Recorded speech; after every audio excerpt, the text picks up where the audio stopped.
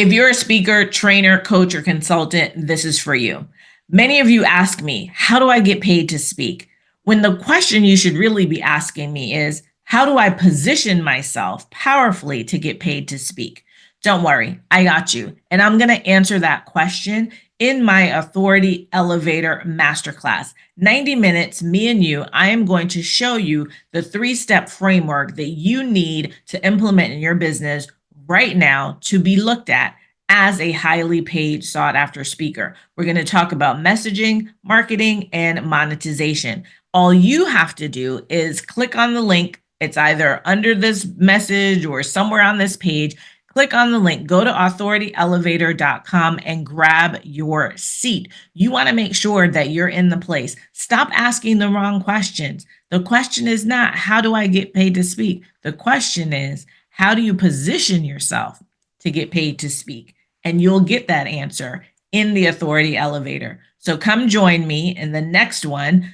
Click on the link or just go to authorityelevator.com and grab your seat today. Welcome to another edition of the Speaking of Speaking podcast. I'm your host, Kelly Charles Collins.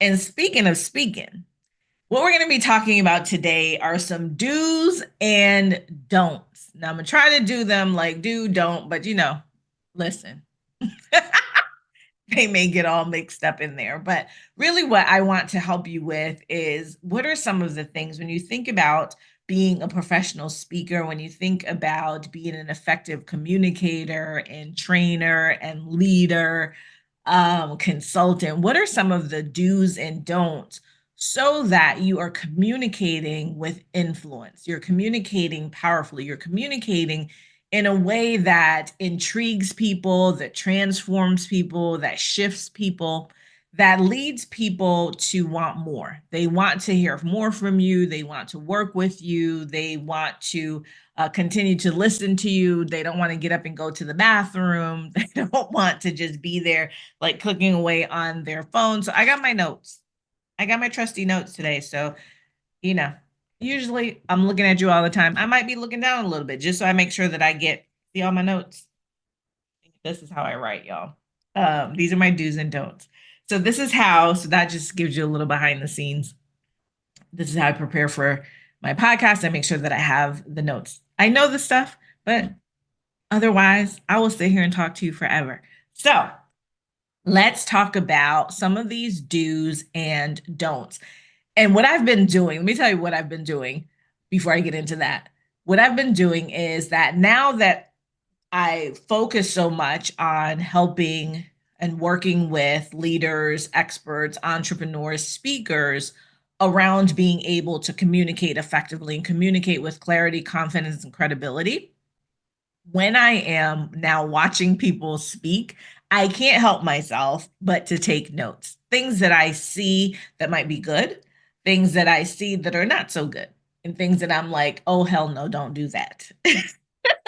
So some of this list comes from my own experiences, but it also comes from what I have seen out there in spaces at different events. And, maybe it's a specific event where I've seen things, but I want to make sure that you understand that when you are on stage, you have a responsibility to your audience and you have a responsibility to show up powerfully.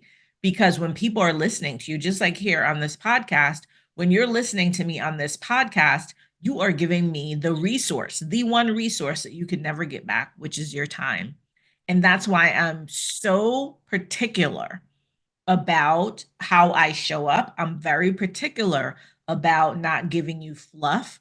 I will laugh with you and I will joke around things, but I make sure that if you spent time with me, that when you leave here, not only have you gotten information, you understand how to go out and do something with that information. Now, whether or not you do it, that's up to you. But you will never leave my space not having gotten some information and then a plan or an action guide or a way for you to go out and implement it. Now, obviously, there are ways that you can work with me in depth where I can really help you to implement, and you can find my links in the show notes. But This is a space for you to learn and do. Learn and do. So today we're going to learn what to do and what not to do. So let's get into it. First things first.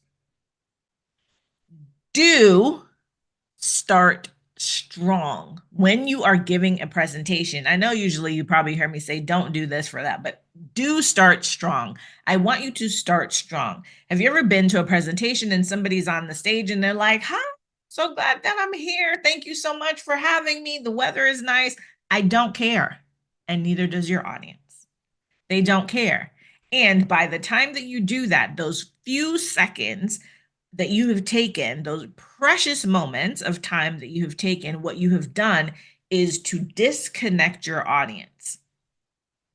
When you're coming on stage, sometimes you're being introduced by someone, sometimes there's a video that's introducing you or something, but there's anticipation. Those people have been waiting. Your session is going to start at 11 o'clock, so they're there. It's going to start at 9 o'clock. They're there. They're waiting. You're going to start. And the first thing that you do is like, oh, I'm so glad that I'm here. Why do you all do that? Because you're nervous. And it's a way for you to kind of get your bearings. Don't do it though. Do not do it.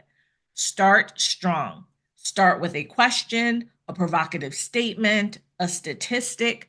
I have clients who sing. I've had them start with singing. You want in those very few seconds, you have 7 seconds, probably even less these days, to make a first impression, to create a connection with your audience. Do not squander those seconds by talking about the weather and thanking everybody for being here. They're there. They're all right. So start. When I work with my clients on their signature talks, they know we go straight in. We do not, there's no fluff at the beginning. We go straight in. Why? Because that's also a pattern interrupt. And if they hear you start talking about like the topic, they're like, oh, wait, let me put my phone down. Let me pay attention, because they don't have that fluff time to disconnect them. So do not disconnect them. Start strong. Don't read from slides. Do not read from your slides and do not read from your notes. Now, I've shown you that I have notes here today, but I'm not sitting here like, don't read from your slides or notes, start strong. I'm not doing that.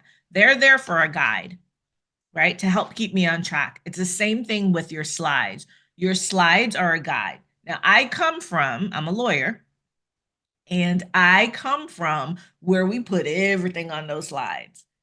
When I came in, let me give you a little backstory. When I started as a professional speaker, I started while I was practicing law. I used to train when I was practicing law, train my clients, do all the stuff. Listen, my slides, it's like a book. It would have all kinds of stuff on there. Like it would have everything on the slides. So when I started, I was in the National Speakers Association and we had a workshop. One of the speakers held a workshop. And she had these slides and she had like pictures of animals and she had video and she had big words. And I'm like, wait, how do you do that?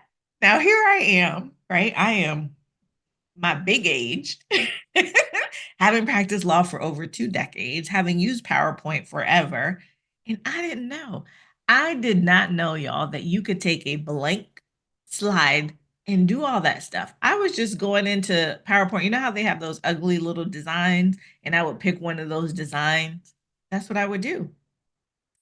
So they told me about, Pixabay and all the places where you could get all these pictures and, yeah, you can create your slides. So now I am a slide queen, right? In terms of you ain't getting a whole bunch of stuff on my slides. But I have been at conferences where not just lawyers, but people who are quote unquote professional speakers, and they have so many words on the slide. They're so tiny, you can't see it, and they want you to read it. No, when you have a slide that has too many words on it, what you're doing is you're causing your audience to divide their attention. Do they listen to you or do they read what's on the slide? And the other thing is, if you put something on a slide and you don't talk about it, you don't reference it, or it is contrary to what you're saying, you have again disconnected the audience. You do not want to disconnect your audience because as a speaker, you have a responsibility to take that audience on a journey. If you drop them off somewhere, they will never get to the end. And I'm going to be talking about your signature talk in another video. So you'll see that where I talk about this, what this journey is. You don't want to drop them off. You don't want to create a friction point for them. And when you have slides that just have too many words, have, people having to read, they're not going to do it. They don't want to be read to. If they want to be read to, they could go to the library or go to story time. They want to be intrigued. They want to be transformed. They want to be shifted. And that's your job. And so do not overload your slides. Do engage with your audience. Now, I know this terrifies the out of some of y'all, right? My introverts, my ambiverts. I'm an ambivert. So I am an extroverted when I am out in public and all, on stage. I'm an introvert when it comes to going to things like networking events and in places where I don't know the people and you expect me to walk up to you and talk to you. That's not my jam. So some of you, when you're on stage, it feels like that to you. And you're like, I don't want to engage with these people. I just want to say what I got to say and get off this stage. Well, there's a way for you to engage without engaging. And if you go down, if you're watching this on YouTube, there are shorts and I talk about engaging with your audience without engaging with them. You can engage with your audience by asking rhetorical questions, by asking them to imagine something, envision something. You can ask them to, just really think about something. So that is engaging with them without engaging with them. So you don't have to be in a conversation, or you don't have to be like, raise your hand, hey, jump up, hey, put a one in the, you don't have to do all that. There's a way to engage. And the first way to engage is to map out your talk and craft your talk like it is a conversation. If you craft your talk like it's a conversation and understand that when you're on stage, you are in fact having a conversation with people, then that engagement will come. People will naturally engage. Sometimes you'll see them preach or put their hand up in the air, or they'll clap, or they'll be like, aim, whatever it is, you'll see that is engagement. And so don't think of it as you always have to have some type of activity for them to be doing in order for you to engage. Don't overload your presentation with jargon or technical terms unless you have an audience where that is what they expect.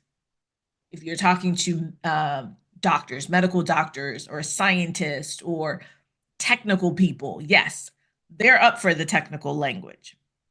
But what happens is some of you are so afraid that you're not smarter than the people in the room, or you're not that much smarter than the people in the room, that you want to be tied to big A words, I call them. And you want to use all the big A words, because if you use the big A words, people be like, what's that? And they don't know. No, what they're saying is, I don't know what that is. Like, what does that mean? And you've disconnected them again. I have a client I was working with on his signature talk, and I had to talk to him about that. Stop using the big A words. It does not show that you're brilliant. What it is for you is a crutch to help you elevate in your mind your own brilliance. It doesn't serve you well. One of my giftings is being able to make complex topics simple. Does that take away from the fact that I'm brilliant? No. Does it take away from the fact that this year, if you're watching this in 2025, that I'll be celebrating 30 years as a lawyer? No. Does it take away from the fact that I've been a mediator and an arbitrator and an award-winning TEDx speaker and a keynote? No, it doesn't. Because I say things simply doesn't mean anything about me. It actually does say that I actually understand exactly what I'm talking about, because I can take that complex thing and make it simple. If you can do that, that is a true mark of understanding. And so you want to make sure that you're not using those big A words. Do structure your message. What this means is this is not the place, the stage is not the place for you to spread your peacock feathers and showcase everything that you know and like, oh, I got 60 minutes. Oh, you gave me 60 minutes for people to have eyes on me, all eyes on me. Oh, you're going to get all this smoke. You're going to get everything that I know from the time that I was 6 until today. You're going to get it all and you're going to get it in these 60 minutes. That's not what we're doing. That's not what we're doing. What you're doing is you're taking them on a journey. You need to take your audience on a journey. You need to understand why you're there, why they're there. What is their current state? What is their desired state? How are you the bridge to get them there? I call it the bridge, my bridge framework. This is part of how I help my clients to structure their messages, structure their presentations, structure their signature talks, is to truly understand the client, the audience's journey. When you are on stage, it is not about you. It is about your audience. And therefore, the message needs to be structured in a way that takes them from point A to point B. You are the vessel. You are the vehicle that gets them there. You are the solution, right? You help them to get to their solution. And so you need to make sure that that message is structured and you're not just out there spewing out everything that you know. So that's a don't. Don't ignore the audience. Be observant. One of the greatest skills of a speaker is not speaking. We think it's the speaking part. It's not speaking. One is listening. The other is being observant. And being observant and observing is a form of listening. You are listening to your audience by looking at what they are doing. How are they responding? Are they now on their phones? Are they getting up and going to the bathroom? Are they turning and talking to their neighbor? Are they looking down or are they looking directly at you? Are they leaning forward? Are they raising their hand? Are they smiling? What are they doing? You must be observant. Do not ignore what is happening in the room. I know it scares the out of you to see people, shifting or in their seats, or it just is giving you information. It's data. It's data that you need to either lean into that thing that you're talking about and maybe draw the audience in, might be a way for you to then engage with them, or to shift because they're not having it, or to explain because it may be that you've disconnected them. So you could say, hey, I see some of you kind of, looking like I maybe, lost you for a minute. So let me just step back and do something. Or you see them like all in and you're like, hey, y'all are leaning in. This looks like it's really resonating with you. What about this? What do you like about this? What is coming up for you? So it's data and it's a way for you to continue the conversation and keep them on the journey. Do practice, but don't memorize. Do practice, but don't memorize. So many of you want to memorize your talks because you think you're going to forget. Here's the thing. Nobody knows your talk but you, unless it's me and I've helped you craft it and I know it. But nobody knows in the audience knows your talk. So they don't know if you forgot something. They don't. They don't, unless you tell them or unless you show it in some way that you forgot something. They don't know. And they don't care. So the goal, when I work with my clients, their goal is to internalize the talk. So it just becomes part of who you are. And we use proprietary frameworks that I've developed so that they can internalize their talk. So that, if the PowerPoint goes up, that happened to one of my clients. She was in Dubai. First professional speaking engagement, and it was international. She went on stage and she was giving her presentation, lights out. Lights out, PowerPoint goes down. But you know what she did? She kept it moving. And I'll do a video about that. And I'll show you what one of the attendees had to say about how she handled that situation. But because she had internalized her talk, because it was from her, it was based in her why, we had done the work to develop the talk, she could do it with or without PowerPoint. That is the goal. So you don't want to memorize. This is not a script for you to memorize and then be able to just regurgitate. This is a signature talk, a presentation. It's a living, breathing thing. And that's why you have to be observant of your audience, because it is living and breathing with each audience and how they're taking it in. So you don't want to memorize it. You do want to practice, and you do want to internalize it. Let's see. Oh, this one's a quick. Don't tell inside jokes unless everyone in there knows what the inside joke is. I was at a conference and somebody was like just telling these, and really they were inside to them because nobody else knew what they were talking about, but they just had these jokes and they wanted to tell them. So stay away from inside jokes, stay away from offensive things that could offend people, especially now we're in a time where, people's emotions are really raw and on the edge. So you just want to stay away from those types of things. It doesn't mean that you can't talk about controversial things, but it does mean that you need to talk about controversial things responsibly. All right. Let's see. Do stay on time. I went to a conference the other day and they were not on time. So it started late, and then people wanted to be on stage and they had done their, put together their presentation. And this happens often. Speakers have egos.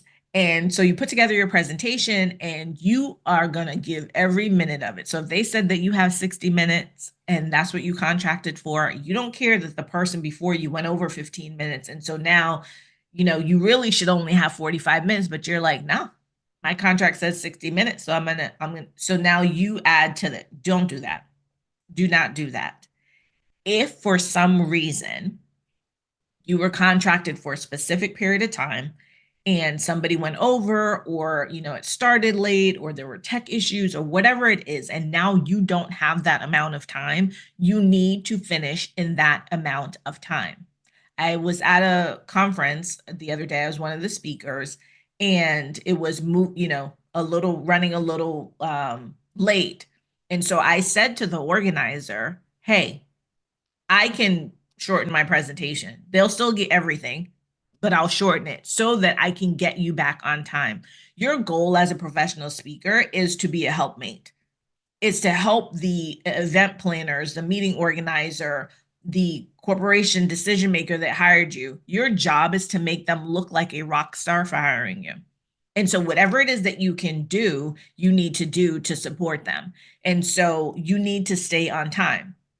What scares you about that is that you have developed this 60-minute talk in the way that some people teach you how to do these talks, and therefore it must be done in 60 minutes. You have no leeway. You don't know how to shorten it. When I work with clients, the way that we build your talks, those talks can be expanded or contracted at will. So whatever it is you need to do, sometimes on the opposite end of the spectrum, it's not that somebody's gone over, it's that somebody didn't show up or somebody's running late for their spot and they need you to fill that time space, right? You have a 60-minute presentation. They need you to go 90 minutes.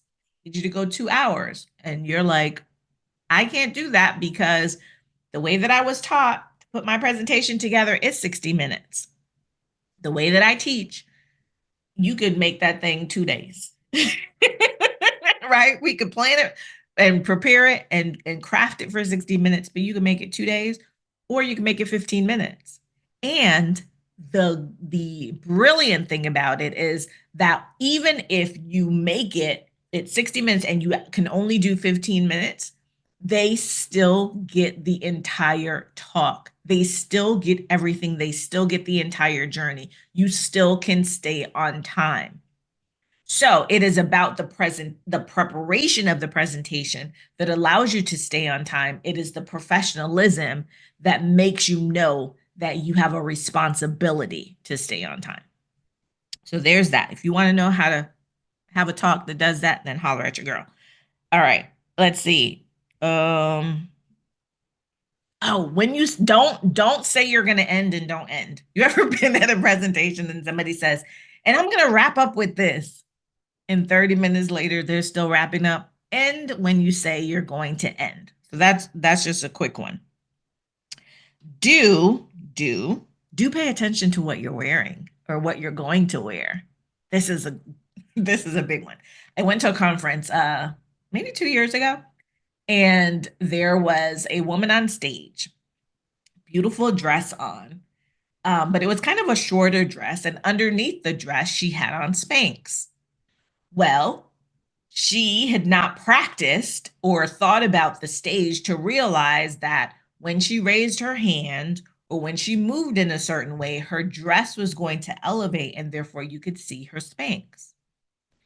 Think about what it is you're going to wear. When I was doing my TEDx, I know that thing would live forever on the internet. And so I have kind of big arms. So I didn't want anything that was going to be too tight because I knew that in my presentation, I was going to be raising my hands and I was going to do stuff. I also didn't want anything that when I raised my hands, if it raised up, that you would see my stomach or anything. So you got to make sure that you're thinking about what it is that you're wearing on stage. Where are you going to be? What's the lighting going to be like? If you're going to be standing against a curtain, what is the curtain? For example, for my TEDx, I wanted to wear a black top. Luckily, I had a coach, my TEDx coach, Sines, who said, you need to know what color the curtain is. I had never thought about that. I had never thought about it because I said I want to wear black. She said, Kelly, if that curtain is black and you have on black, all people are going to see from the lighting out in the audience is a talking head because the black is going to blend into the black. Thank God she told me that. So I ended up wearing hot pink, right? So you need to know, what is the staging like? What is the lighting like? If you're going to wear something that is sheer or could be a little sheer, is the lighting going to come down and now all the people are going to see that you didn't want them to see what's underneath? Another thing, at that same conference where that woman wore that beautiful dress, but I could see her Spanx, there was a guy on stage and he was sweating profusely. So all you saw were these big sweat marks under his arms. Who wants to see that? If you know that you are a sweater, not a sweater, but a sweater, you sweat, you need to make sure, because those lights can get hot, you need to make sure that you have on enough deodorant and layer. Like, put another shirt on. He should have put another t-shirt, not a wife beater, because you'd still be sweating, a t-shirt to absorb the sweat so that it wouldn't come out on his other shirt. Why do I say this? Because people will be looking at you. And again, you hear me talking about disconnecting the audience. It disconnects the audience because now what are they paying attention to? Well, why didn't somebody tell her that her Spanx are showing? Doesn't she see that her Spanx are showing? Oh, he got those big old sweat marks. Oh, that's nasty. That's disgusting. Now I'm thinking about all that. Guess what I'm not doing? Paying attention to one word you're saying. Nothing. I'm done. I'm disconnected. I might pick up somewhere else, but I've lost a whole bunch of your message because you have not thought about what it is that you want to wear. So do really consider your wardrobe. Think about your shoes. Are your feet going to be hurting? I used to wear heels all the time. I love heels. They're beautiful. But I had to start wearing Converse because when I would get off stage, my feet would be in a fetal position from those doggone heels. And I could not walk for days. Like, it would pain me to walk. So really do think about what you're going to wear on stage. Don't get so engaged with the audience that you throw yourself off. I know that we're in an age where people want to be, engaged. They don't just want you talking at them. However, I've seen this happen where people put these exercises and games and activities into their presentations, and they don't have a way to corral people back. And so while you have said, okay, I have 60 minutes and this activity is going to take 5 minutes, you put it out there to everyone. By the time they figure out how to do it, and then they're talking, especially talking activities, and they're talking and you trying to get them corralled back, now it's 10 minutes. You've taken away 5 minutes of your talk. And if you don't know how to then shorten your talk to accommodate for that, you're in trouble. Now you're trying to rush, which is another thing. Don't rush to end just because you messed up on timing. Give the people what they need. figure out how to do that and stay on time, right? So if you're not a person who can understand how to corral people back, don't do those types of activities because then it's going to make you look unprofessional. You've lost control of the room. You have totally lost control of the room, and then you're trying to get them back, and now you're flustered and all the things are happening. So don't over engage just because people want you to be have these interactive. As I said before, you can interact without it being a whole dog and pony show. So make sure, think about that. Do bring your own clicker when you are working with PowerPoint and you're working at, going to like these conferences where they have tons of speakers who come before you, after you, whatever, and, everybody's using the clicker. Sometimes those clickers don't work. Sometimes people leave with the clicker, and here you are now, you don't have a clicker. I have a clicker that I wear on my finger. I don't have it around me, but I'll put the link in the show notes. I have a clicker that I wear on my finger. The reason that I use that clicker is because I like to move my hands and I like to walk around. And if I have the clicker in one hand, I can't open my hands, right? Because one hand is now restricted because it has this clicker. With the one that's on my finger, I can do whatever with my hand. So bring your clicker, bring any equipment that you think you need. Some places will make you bring your laptop, right? Especially if there's tons and tons of speakers, breakouts. You'll have to bring your laptop, so make sure that you have your all of your cords, anything that you need. So do have your own equipment. Don't ad lib if you're not used to it. So you may get a heckler, or you may get somebody who, is trying to communicate with you, or you just feel like, oh, I'm just going to say whatever I want to. No. If you are a structured person, if you don't know how to ad lib and come back, I'm very good at ad libbing. Like stuff will come to me. I'll be like, listen, let me tell you this story, but I can go back because I know exactly where I am. I know where the journey is. I know I can still end on time because I know how to contract things or expand them. So if you're not good at that, if you're not good at improvising and ad-libbing, do not do it. Do anticipate audience objections. This is something that I work with my clients on, and we actually build it into their talks around what people might be offended by, what might stop people in their tracks, what might throw people off a little bit. You have to anticipate. I don't care how wonderful you think your talk is, or how nice or how positive your talk is. Somebody in that audience, somebody is going to be offended by something. Therefore, you need to anticipate that, and you need to address it in the development of your talk so it becomes a natural part, or back to being observant, right? And not ignoring your audience.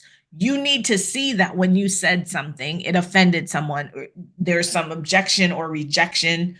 You need to see that, and you need to address it. Do not let it go just like, oh, I'm terrified, or I don't know what, I'm just gonna let that go. No, address it in some way. Now, do you have to stop your presentation and be like, oh, I just saw you roll your eyes back there? What you mad about? No. You could just say, hey, I know, like, especially for me, if I'm going to talk about imposter syndrome, which I believe is a bunch of bullshit. So if I'm going to talk about imposter syndrome and tell you to let that go and don't claim it, I might say, listen, I'm about to snatch some of your edges. So just hold on, put on your seatbelts, buckle in, right? So I'll do stuff like that. What does that do? It takes down their guard, and they're like, oh, what is she talking about? And then I'll say, imposter syndrome is bullshit. Like, don't claim it. And then people will be like, oh, so now they're engaged in what it is that I'm saying. I have now taken down the wall of just coming out and saying imposter syndrome is bullshit. And people are like, where'd that come from? Like, no, I have softened it. They may still not agree, but I have opened the door for them to be able to listen. So while they may not agree with it, they're not necessarily offended. So you must anticipate people's potential objections, or things that they're going to reject, or things that they're going to be offended by. And then last one for this, don't wander aimlessly on the stage. Y'all like to move. Y'all like to move. When you are moving on the stage, when you're walking on the stage, make sure it's intentional. Don't just walk from one end to the other, walk up and down. You ever seen people like that? They just walking. What is that doing? Again, it's disconnecting the audience. You're gonna hear me keep saying this because your job is not to disconnect them. Your job is to connect them. So you're walking up and down the stage, or you're clicking a pen, or you're tapping on the podium. Don't do things that are going to distract the audience, is what I'm saying. But wandering aimlessly is the easy one to talk about, right? If you're going to move on the stage, make sure that your movement is intentional. If you want people to lean in, you really want to bring people into the message, move to the front of the stage, stop and talk about what you want to talk about. Move back so that you pull them back. So now we're having a broader view of the conversation, move back. If you want to, really talk to these people on the side of the stage, then walk over there or walk towards there. Or if you want to shift somebody, like you're shifting to another topic, move, right? So that people understand. Also, like with slides, these are called pattern interrupts. So slides are also pattern interrupts, like to show people that you're doing something different. So make sure that your movements on stage, even with your hands. I speak with my hands a lot, and it's probably distracting sometimes. And I would say I'm working on it, but I'm not. Uh, I'm not. But I do other things in my presentations to ensure that I don't disconnect the audience. So if that's something that you do, but the walking aimlessly, that's something I had to work on too, is like to just not move all over the place. Really be intentional. When I was doing my TEDx, one of the things that she taught me, Sinez taught me, is to use my hands to really express something, either to make sure that they understand that the point was a bigger point or to pull people in. So that's something to think about as you're using your movements, but definitely do not wander up and down the stage. So that was it for today. That's the do's and the don'ts. There's many other do's and don'ts. And as I am out in the world, as I'm working with my speakers, I'll keep creating and curating the list. So there may be a part two at some point. But I'd love to hear from you. What are some of the do's and don'ts? Drop them in the comments. Let me know. Let me know, was there an aha moment or a takeaway, something that you had not thought about in terms of what you should be doing on stage and what you should not do on stage? Let me know in the comments. And remember to subscribe to the channel, turn on your notifications so that you never miss an episode. And until next time, take care.